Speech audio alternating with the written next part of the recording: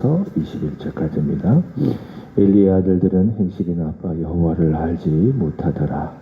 그 제사장들이 백성에게 행하는 관습은 이러하니 곧 어떤 사람이 제사를 드리고 그 고기를 삶을 때에 제사장이 사환이 손에 새 갈고리를 가지고 와서 그것으로 냄비에나 솥에나 큰 솥에나 가마에 찔러 넣어 갈고리에 걸려 나오는 것은 제사장이 자기 것으로 가지되 실로에서 그곳에 온 모든 이스라엘 사람에게 이같이 할 뿐 아니라 기름을 태우기도 전에 제사장의 사환이 와서 제사 드리는 사람에게 이르기를 제사장에게 구워드릴 고기를 내라. 그간에게 삶은 고기를 원하지 아니하고 날 것을 원하신다 하다가 그 사람이 이르기를 반드시 먼저 기름을 태운 후에 내 마음에 원하는 대로 가지라 하면 그가 말하기를 아니라 지금 내게 내라. 그렇지 아니하면 내가 억지로 빼앗으리라 하였으니 이 소년들의 죄가 여호와 앞에 심히 크면 그들이 여호와의 제사를 멸시함이었더라. 사무엘은 어렸을 때에 세마포 에봇을 입고 여호와 앞에서 섬겼더라. 그의 어머니가 매년 드리는 제사를 드리러 그의 남편과 함께 올라갈 때마다 작은 겉옷을 지어다가 그에게 주었더니 엘리가 엘가나와 그의 아내에게 축복하여 이르되 여호와께서 이 여인으로 말미암아 다른 후사를 주사 이가 여호와께 간구하여 얻어 바친 아들을 대신하게 하시기를 원하노라 하였더니 그들이 자기 집으로 돌아가며 여호와께서 한나를 돌보시사 그로하여금 임신하여 세 아들과 두 딸을 낳게 하셨고 이에 사무엘은 여호와 앞에서 자라니라. 아멘. 날씨가 많이 추워졌습니다. 몸 관리, 마음 관리 잘 하시고 또 이런 날 건강 잃어버리면 우리 영적 생활에 또 지장이 있기 때문에 하여튼 몸 관리, 마음 관리, 영혼 관리를 잘 하시기를 축복합니다. 사무엘상이라고 하는 성경은 이 사무엘이라고 하는 인물을 아주 중요하게 여깁니다.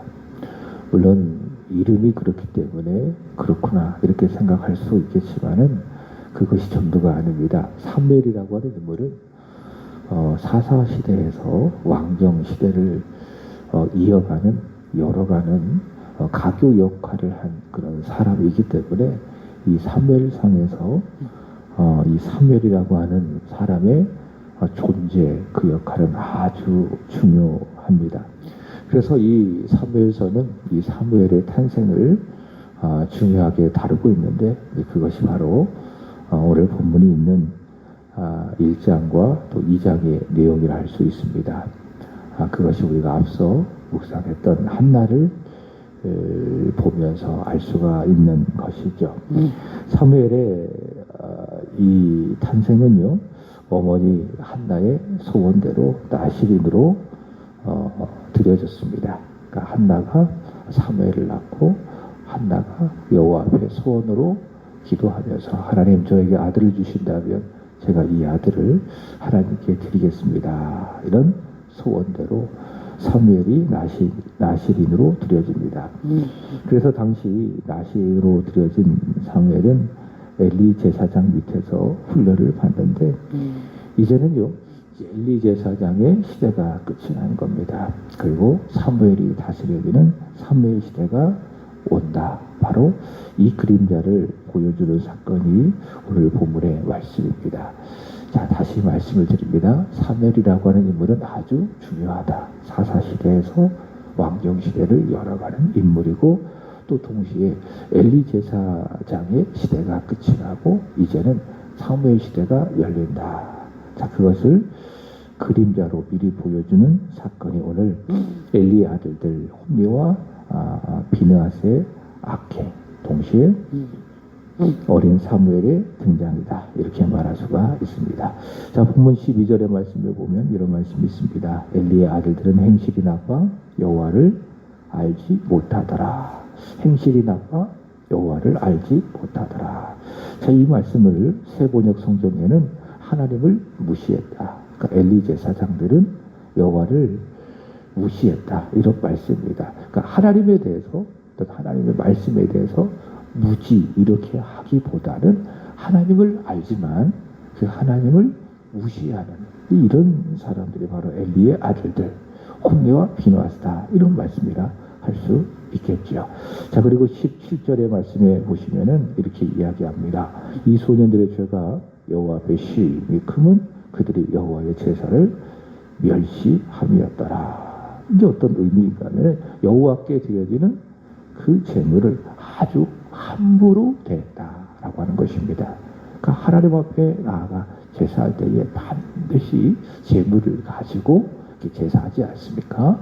근데 13절 이하의 말씀을 보면 그 제물을 함부로 대하는 것은 자기 욕심을 따라서 자기의 사욕을 따라서 그 제물을 함부로 대하는 것을 볼 수가 있습니다. 바로 이것을 17절에 그들이 여호와의 제사를 멸시했다 이렇게 말하고 있는 겁니다. 제사장들은 성막으로 찾아오는 백성들이 이 제물을 가지고 옵니다. 그러니까 여호와 앞에서의 그 자신들의 그 관계의 회복을 위해서 뭐 소든지 양이든지 가난한 사람이라고 하면은 비둘기든지 이런 제물을 가지고 여호와 앞에 오는 것이죠. 관계의 회복을 위해서 죄로 인해서 비틀어지고 망가진 그 죄를 회복하기 위해서 백성들은 제사장 앞에 제물을 가지고 옵니다. 그리고 제사장은 그 백성을 위하여 그리고 대신하여 그 제물을 가지고 여호와 앞에 가서 제사를 드립니다. 그래서 이 제사장이라고 하는 사람은 하나님과 그 백성 간의 그 비틀어진 죄로 인해서 그 관계를 회복시키는 역할을 제사장이 하는 겁니다. 그런 의미에서 예수님께서도 제사장이시죠. 그죠? 히브리서가 그 사실을 말씀하고 있습니다. 예수님은 우리를 위한 그리고 우리를 대신한 하나님과의 그 비틀어진 관계를 회복시키기 위한 우리의 거룩한 대제사장이다. 구약시대의 대제사장은 백성들이 드리는 제물을 가지고 하나님과의 관계를 회복시키는 그 불완전한 제사를 드렸다면 우리 예수님은 그렇지 않습니다. 자신의 몸을 자신의 피를 하나님 앞에 제물로 삼아 드림으로 말미암아 단번에 그리고 영원히 하나님과 우리와의 관계를 회복시켜 주신 그분이 누구신가? 우리의 영원한 대제사장이다. 그래서 히브리서가 이야기하기를 너희를 위한 너희를 대신하여 십자가에서 죽으신 그 온전한 제사장을 깊이 생각하라. 이런 말씀을 하고 있지 않습니까? 자, 제사장이라고 하는 것은 구약시대에 바로 그런 역할, 하나님과 백성 사이의 관계 회복을 위해서 하나님께서 세워주신 역할. 그런데 이 엘리의 아들들 홈리와 비느하스가 하나님을 무시하는 겁니다. 그리고 여호와의 제물을 함부로 대하니 어떻겠어요? 그 시대가 어떻겠어요? 하나님과의 관계 회복이 안 되는 겁니다. 그래서 이 엘리의 아들들의 이런 악행만 보더라도 이 시대가 얼마나 악해져 있는지, 얼마나 영적으로 어둡고 타락했는지를 볼 수가 있습니다. 엘리의 아들들은 제사장이 지켜야 할 규례를 어깁니다. 그리고 여호와의 제사를 멸시합니다. 오히려 하나님과 그 백성 사이를 방해하는 악행을 서슴없이 저지르고 있는 것을 볼 수가 있습니다. 제사장은 하나님과 백성과의 관계를 온전하게 만들고 회복시키는 역할을 해야 되는데 오히려 방해하고 있는 겁니다. 이게 가장 큰 문제지요. 이들은 자기도 죽고 백성들을 죽게 만드는 아주 악하고 못된 사람들이 바로 이 엘리의 아들들이라고 할 수가 있습니다. 제사장으로서의 그 공분, 하나님 앞에 가서 백성을 위하여 제사하며 관계 회복을 만들어가는 그 본분을 완전히 이 엘리의 아들들이 상실했다. 완전히 버렸다라는 걸 알 수가 있습니다. 여호와를 무시하고 여호와의 제물을 함부로 대하는 이런 일들을 통해서 여러분, 목사의 본분이 있어요. 저도 이제 어제 이틀 동안 이렇게 또 교회 바깥에서 이 사람도 만나고 또 저 사람 만나고 그렇게 제가 이제 시간을 보냈어요. 근데 그게 더 힘들어. 교회 안에서 말씀 준비하고 기도하고 또 제가 해야 될 일을 하고 이게 더 낫지. 이렇게 사람들 만나고 물론 그것도 목회예요. 제가 이제 월요일도 그렇고 화요일도 그렇고 이런 사람 만났는데 이게 다 목회예요. 우리 교회 오시는 그런 분들 또 우리 교회를 위해서 기도하시는 그런 분들을 제가 제가 만나고 또 식사도 대접해드리고 또 함께 시간을 보내고 또 제가 이야기할 때 목사가 무슨 얘기하겠어요? 세상에서 잘 살아라 그런 얘기하겠어요? 그렇지 않죠. 하나님과 관계를 바로 세워라. 내가 널 위해서 기도할게. 널 위해서 응원할게. 근데 그 사람이 영혼을 위해서 하는 것이고 조금 더 큰 그림으로 본다면 교회를 위해서 제가 그렇게 한 것 아니겠습니까? 다 그것도 목회예요.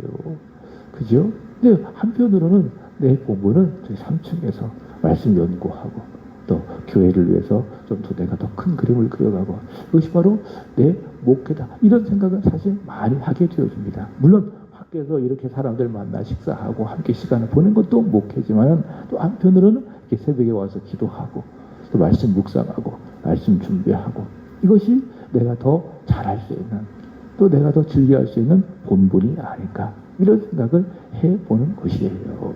여러분 목사는 목사의 본분이 있습니다.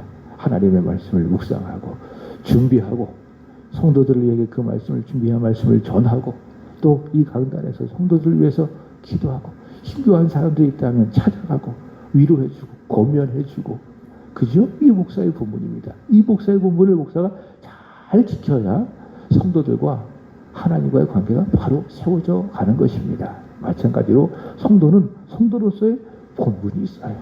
예배드리고 기도하고 헌신하고 그죠? 그리고 하나님 앞에 나의 마음과 나의 삶을 온전히 드리는 모든 일들 이것이 무엇인가? 이것이 바로 성도의 본분이다. 이 본분을 잘 지켜갈 때에 교회는 평안하게 되어지는 것이고 그 사람의 영혼도 잘 되고 하나님이 기뻐하는 것이고 문제가 없는 것입니다. 그러나 이 본분을 상실할 때 이게 틈이 되는 거지요. 그래서 사단이 그 틈을 통해서 역사하는 것이고 내 영혼도 불안하고 불편하고 교회도 불안하고 불편하고 여러분 저도 그렇고 여러분도 그렇고 성도로서 또 목사로서 이 부분을 잘 지켜가게 되기를 축복합니다. 자, 이 엘리의 아들들은 제사장으로서의 본분을 전혀 지키지 못했다. 그러니 그 시대가 불안하고 불행하고 불편하고 하나님과의 관계가 그런 건 아니겠습니까? 성도들의 영혼은 망가지고 그러니 하나님께서 이 엘리와 그 두 아들들을 정리하시고 이제 사무엘을 통해서 새 시대를 열어 가시는 것입니다. 다시 17절의 말씀해 보시면은 이 소년들 누구를 말하는 거죠? 엘리의 두 아들들의 죄가 여호와 앞에 심히 그들이 여호와의 제사를 멸시하였다. 여호와께 드려지는 그 제물을 무시했다라고 하는 사실인 것입니다. 자, 여기 말씀해 보면 여호와의 제사, 이 여호와의 제사와 또 우리가 매일 하나님 앞에 드려지는 예배 이것이 같다 이렇게 말할 수는 없는 거예요.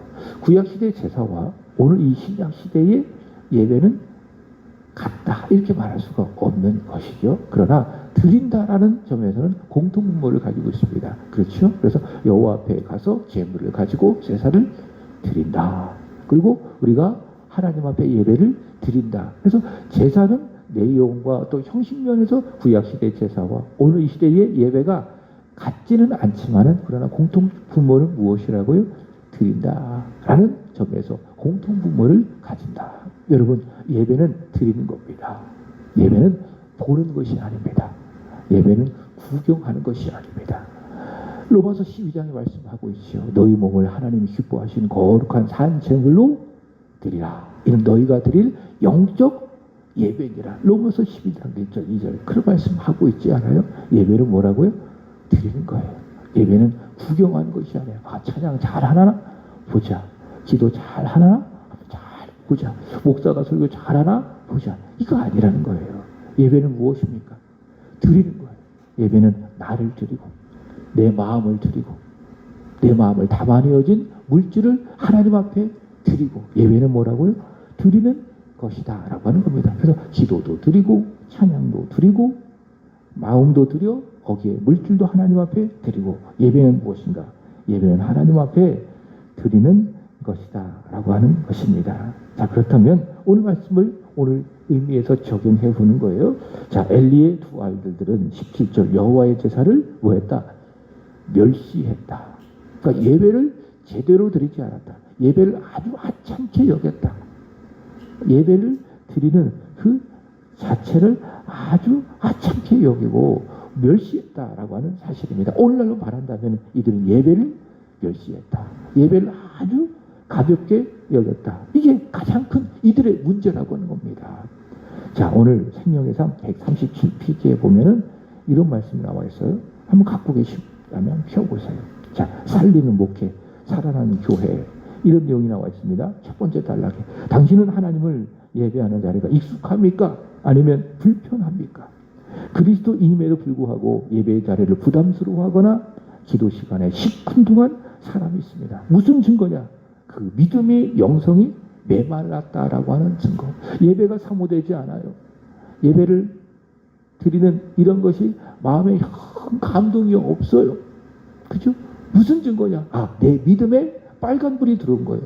내 영혼의 건강에 문제가 생긴 거예요. 그게 무엇입니까? 예배가 사모되어지지 않고 예배 와도 그 자리가 아주 불편하고 은혜가 되지 않고 부담스럽고 가기 싫고 기도해도 찬양해도 예배 드려도 마음이 시큰둥하고 무슨 증거라고요? 제 얘기가 아니에요. 영성이 메말랐다. 내 믿음이 메말랐다라고 하는 증거다라고 하는 것입니다. 여러분 올 한 해 예배를 잘 드리시기를 주 예수 그리스도의 이름으로 축복합니다. 올해 강조하며 제가 말씀을 드렸잖아요. 예수 한번 바르게 믿어보자. 예수를 한번 잘 믿어보자. 아멘이십니까? 예수를 잘 믿고 바로 믿는 진짜 예수의 사람이 되기를 축복합니다. 자, 그 증거가 무엇이냐? 예배에서 나오는 거예요. 예배를 사랑하고 예배 자리가 좋고 예배를 잘 드리는 그런 사람이 바로 예수를 잘 믿고 예수를 바로 믿는 사람이 아니겠습니까? 자, 올 한 해 예배 잘 드리기를 축복합니다. 예배를 사모하는 예배자가 되기를 축복합니다. 이 예배 시간을 소중하게 여기는 거예요. 내가 이 자리에 와서 이 교회에 와서 예배할 수 있는 것이 참 하나님의 은혜다. 당연한 것이 아니다. 전적인 하나님의 은혜다. 이런 고백하며 예배 시간을 소중하게 여기는 겁니다. 그리고 예배를 잘 드리는 겁니다. 여러분 예배를 잘 드리십시오. 예배에 성공하면 어떻습니까? 믿음에 성공하게 되어지고 그리고 믿음에 성공하면 인생의 성공자가 되는 건 아니겠습니까? 자, 엘리의 두 아들들은 어떤 사람? 실패한 인생이에요. 망가진 인생이에요. 끝난 인생이에요. 왜 그렇습니까? 이 예배 여호와의 제사를 멸시하는 예배의 실패자가 되어졌기 때문에. 자, 그러나 반대로 오늘 말씀에 보면 예배를 잘하는 신실하게 하나님을 예배하고 하나님을 섬겨가는 한 사람이 등장합니다. 그가 누군가? 18절 이하에 나오는 바로 어린 사무엘입니다. 19절의 말씀에 보면 이런 말씀이 있습니다. 그의 어머니 누구를 말하죠? 한나. 한나가 매년 드리는 제사를 드리러 그의 남편과 함께 올라갈 때마다 거기 언더라에 한번 쳐보세요. 작은 겉옷이 무엇인가 하면 세마포 옷을 말하는 겁니다. 그러나 하나님 앞에 비록 이 사무엘이 어리지만 이 작은 겉옷, 이 세마포 옷을 잘 입고 하나님을 성실하게 그리고 하나님을 공경하며 하나님을 경외하며 예배를 잘 드렸음을 알 수가 있습니다. 엘리의 아들들은요, 홈리와 비나스는요, 예배 실패자예요. 그러나 반대로 상반되게 어린 사무엘은 누굽니까? 예배의 성공자. 자, 이런 예배의 실패자, 동시에 예배의 성공자를 이렇게 대조적으로 오늘 본문의 고요주보로 말미암아 서론의 말씀을 드린 것처럼 이제는 엘리의 시대, 엘리의 두 아들들 홈리와 비누아스의 그 시대가 끝이 나고 이제는 사사시대에서 왕정시대를 열어가 한나의 아들 한나가 나시린으로 하나님 앞에 드려지는 이 사무엘 시대가 열려진다라는 것을 오늘 말씀은 그림자로 보여주고 있습니다. 창세기 4장의 말씀에 보면은 두 사람이 나와요. 누가 나옵니까? 하나는 가인이요, 다른 한 사람은 아벨입니다. 가인의 제사를 여호와께서는 받지 아니하셨습니다. 받지 않으실 겁니다. 반대로 아벨의 제사는 하나님께서 받으셨습니다. 왜 그럴까? 어떤 사람들은 재물의 문제라고 이야기하죠. 가인은 피의 제사가 없었다. 그저 재물 가지고 하나님 앞에 드렸기 때문에 거기에 피가 없었기 때문에 하나님께서 그 재물을 받지 아니하셨다. 반대로 아벨은 양의 그 첫 새끼를 하나님 앞에 드렸잖아요. 그래서 살아있는 재물의 그 피를 하나님 앞에 드렸기 때문에 하나님께서 아벨의 제사는 받으셨다. 이렇게 해석하는데 그렇지 않습니다. 히브리서 11장의 말씀에 보면 하나님께서 왜 가인의 제사를 거부하시고 아벨의 제사를 받으셨는가? 어떤 문제라고 이야기하고 있습니까? 믿음의 문제라고 이야기하고 있죠. 그죠? 히브리서는 믿음 아니겠습니까? 믿음은 무엇인가? 믿음은 하나님 보이지 않는 것들의 실상이요, 바라는 것들의 실상이요, 보이지 않는 것들의 증거니 선지자들이 이로써 증거를 얻었느니라, 이렇게 말씀하고 있지 않습니까? 자, 그런 믿음의 문제다. 그러니까 가인은 믿음 없이 하나님 앞에 제사 드린 거예요. 반대로 아벨은 거기 제물에다 무엇을 담았어요? 믿음을 담았습니다. 가인은 예배해야 되니까, 제사해야 되니까 그건 하나갑다. 그냥 형식적으로, 습관적으로, 그죠? 소위 말해 개념 없이 그냥 와서 예배 드린 거예요. 그죠? 오늘 말씀에 의한다면은 여호와를 무시하기도 하고, 또 17절의 말씀처럼 여호와의 제사를 하찮게 여기고, 이런 마음을 가지고 하나님 앞에 제사를 드린 거예요. 하나님이 그 마음 모르시겠는가? 하나님은 다 알고 계신 분이신데, 마음 가지고도 다 확인하신 그런 분이신데, 하나님께서 가인이 그런 마음으로 제사할 때 그거 모르시겠습니까? 하나님 받으셔 안 받으셔? 안 받으실 거예요. 그럼 아벨은 어떻게 했습니까? 그 양의 첫 새끼를 하나님 앞에 드릴 때에 이것은 하나님께 드린 것이다. 이것은 단지 제물을 드린 것이 아니라 나를 담아내어 하나님 앞에 드린 것이다. 마치 마가복음 14장에 나오는 그 여인처럼 300데나리온의 그 소중한 그 향료를 아낌없이 깨뜨려 주님 머리에 콸콸콸 부어드림으로 말미암아 주님의 죽음을 미리 예비한 것처럼 나를 담아 아벨은 하나님 앞에 올려드린 겁니다. 하나님, 이 제물은 단지 어린 양이 아닙니다. 단지 제물이 아닙니다. 무슨 저 자신입니다. 저를 받아주세요. 이런 믿음, 이런 마음을 그 제물에 담아내어 하나님 앞에 올려드리는 겁니다. 그러니 하나님께서 그 마음을 모르시겠어요? 아시죠? 하나님께서 좋아하시고 기쁘게 받아주신 것 아니겠습니까? 여러분, 우리가 예배를 그렇게 드려야 되는 겁니다. 시간에 무엇을 담아내야 돼요? 내 자신을 담아내야 되는 거예요. 예배를 드릴 때도 그 액수가 많든 적든 중요한 것이 무엇이에요? 거기다가 내 자녀를 담아내는 거예요. 내 자신을 담아내는 거예요. 그리고 하나님 앞에 올려드리는 거예요. 바로 그것을 믿음이라고 하나님께서 여겨주시고 기쁘게 받아주신 것 아니겠습니까? 자, 다시 137절의 말씀에 보면 이런 말씀이 나와 있습니다. 자, 137절 묵상 메시에 보면 중간에 이런 말씀이 있습니다. 자, 물이 물리거나 삼시세끼 밥맛이 지겨워졌다면 큰 병에 걸린 게 아닌지 의심해 봐야 합니다. 마찬가지로 예배 시간이 지겹고 불편하다면 우리는 이미 심각한 병에 걸린 것입니다. 그 시간이 아깝고 짜증나고 거북하다면 그 사람은 회개해야 합니다. 그 사람의 체질이 천국 체질이 아닌 지옥 체질로 바뀌고 있기 때문입니다. 우리는 어떤 체질이 되어져야 돼요? 예배 체질. 그러니까 아벨은 예배 체질인 거예요. 하나님 앞에 나를 올려드립니다. 예배를 잘 드리는 예배 체질이 되어져야 된다라고 하는 사실입니다. 사랑하는 여러분, 예배를 잘 드리시기를 축복합니다. 예배 체질이 되기를 축복합니다. 그래서 예배를 잘 드리고 예배 성공하고 오늘 어린 사무엘처럼 그리하여 믿음에 성공하고 더 나아가 인생에 성공하는 저와 여러분이 되기를 바랍니다. 저와 여러분, 우리 자녀들, 우리 가정, 우리 세한교회 하나님을 사랑하고 그래서 예배를 사모하는 예배자, 예배 성공자가 되기를 우리 주 예수 그리스도의 이름으로 축복합니다. 자, 오늘 하루도 춥지만은 주 안에서 따뜻하고 복된 하늘을 보내시기를 축복합니다. 주 안에서 성령 충만하십시오. 행복하십시오. 기도하겠습니다. 하나님 아버지, 귀한 시간, 매우 추운 날씨이지만은 이 새벽에 우리를 부르셔서 하나님 앞에 기도하며 예배하며 이 새벽을, 이 하루를 이렇게 시작하게 하여 주시니 참 감사합니다.